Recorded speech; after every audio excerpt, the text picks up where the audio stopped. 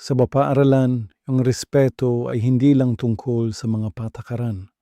Ito ay tungkol sa pang-araw-araw na kilos. Makikita ito sa paraan ng ating pagsasalita, sa paraan ng ating pagkilos, at sa paraan ng ating pakikitungo sa ibang tao.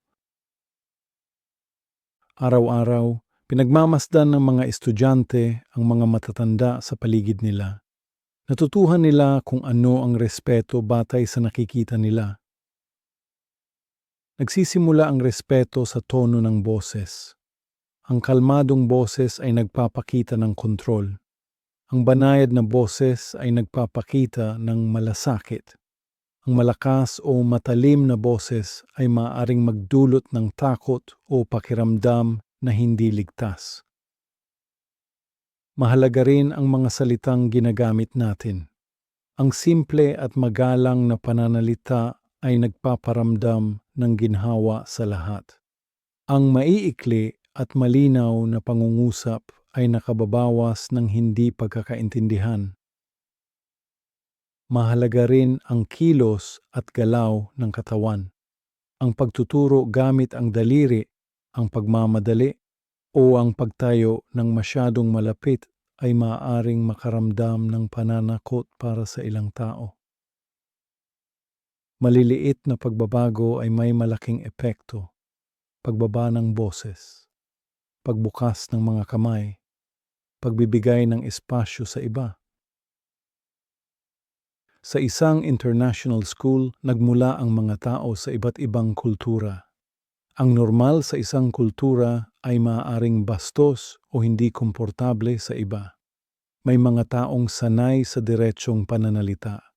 May iba namang mas gusto ang banayad na salita. May mga kulturang mahalaga ang pakikipag-eye contact. Mayroon ding hindi. Hindi ito nangangahulugang may tamang paraan at may maling paraan.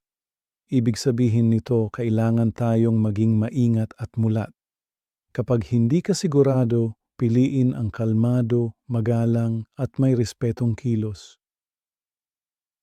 Makikita rin ang respeto sa maliliit na gawain. Pagbati sa mga taong madaanan, pagngiti, pagbibigay daan sa iba, matiyagang paghihintay, pakikinig ng hindi sumisingit, hindi pagtuturo gamit ang daliri, hindi pagsigaw sa malalayong lugar. Maaaring mukhang maliliit ang mga kilos na ito, ngunit kapag pinagsama-sama, binubuo nila ang kultura ng paaralan. Napapansin ito ng mga estudyante. Kapag ang mga matatanda ay nagkikitunguhan ng may respeto, nakakaramdam ng ligtas ang mga estudyante. Natutuhan nila kung paano kumilos sa pamamagitan ng panunood sa atin. Ipinapakita ng iyong kilos sa mga estudyante kung paano dapat kumilos ang mga tao sa komunidad na ito. Ang respeto ay hindi isang salitang sinasabi lang minsan. Ito ay isang bagay na ipinapakita araw-araw, sa maliliit na kilos, sa tahimik na sandali, sa paraan ng pakikitungo natin sa iba. Ipinapakita ang respeto sa maliliit na kilos, at ang iyong kilos ang nagtatakda ng tono para sa mga estudyante.